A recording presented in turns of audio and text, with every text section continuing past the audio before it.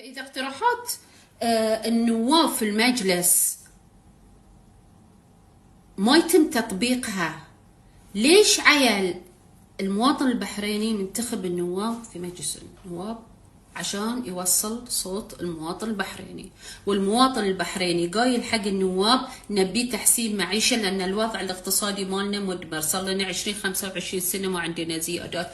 هذه مطلب المواطن البحريني، احنا خذيناه وعطيناه النائب اللي هو بيتكلم باسم المواطن البحريني.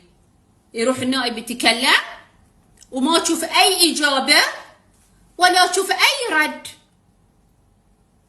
سنين الحين سنين، كل الميزانيه لا تسمح والميزانيه لا تسمح، اختلاس واختلاس، الميزانيه والميزانيه. زين متى بيدور المواطن؟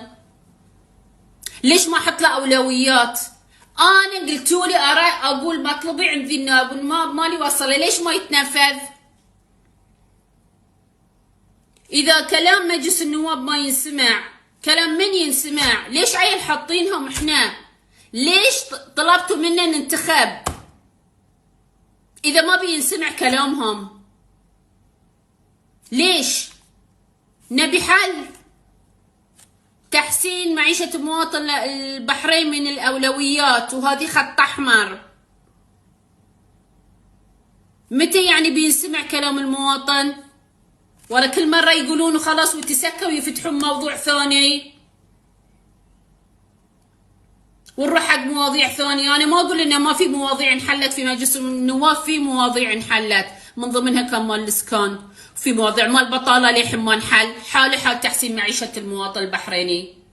ما أعرف أنا شلون بيدورون حل حق البطالة وتوظيف البحرينيين، ما أعرف شلون بيصير الحل. ليش ما يصير في تغيير جذري؟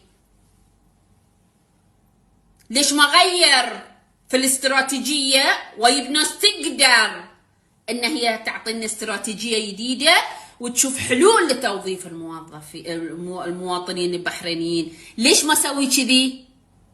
ليش ما اشيل اللي ما منه فايدة واحط على الاقل ناس يمكن منهم فايدة؟ اذا شفت بعد ما منهم فايدة اشيلهم واجيب غيرهم. شنو المشكلة؟ انا ما اشوف انه في مشكلة.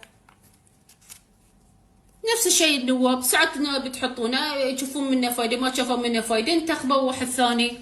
مو تقصيرا في شيء، بس يمكن هو ما قدر يوصل الرساله الصح او ما عنده الامكانيات، لان كل شخص عنده امكانيات معينه. هاي نفس الطريقه لما الواحد يمسك منصب، مو معناته انت شخص مو كفو، انت شخص ما، بس انت شخص ما تقدر تدير وتحل فقط حق ذي الامور. انا اشيلك احط واحد اشوفه مناسب، ممكن اجربه اطالع يصير، نفذ، يبلي حلول، مشي، قدرنا نخليه. شنو المشكله؟